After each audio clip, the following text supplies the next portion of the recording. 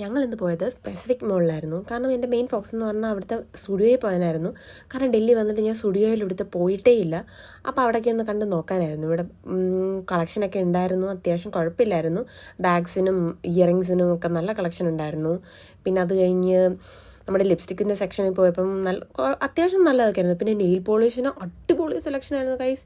പക്ഷെ പറഞ്ഞിട്ട് എന്താ കാര്യം, നഴ്സുമാർക്ക് ഇടാൻ പറ്റത്തില്ലല്ലോ, അതുകൊണ്ട് ഒന്നും നോക്കിയില്ല. പിന്നെ അവിടെ നിന്ന് ഫുഡ് വെയർസ് ഒക്കെ നോക്കി, അത്യാവശ്യം നല്ലതായിരുന്നു.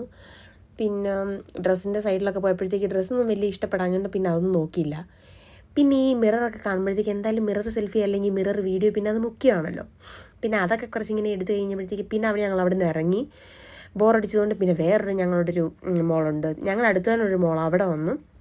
പിന്നെ അവിടെ വന്നിട്ട് ഞങ്ങൾ ഫുഡൊക്കെ കഴിച്ച് ഞാനും ജിനുമോനും എന്തായാലും മസാല ദോശയായിരുന്നു ഓർഡർ ചെയ്തത്. ബാക്കിയുള്ളവർക്ക് KFC, അവരൊക്കെ വലിയ റിച്ച് പീപ്പിൾസാണ്, അവർ KFC ആണ് ഓർഡർ ചെയ്തത്, KFC.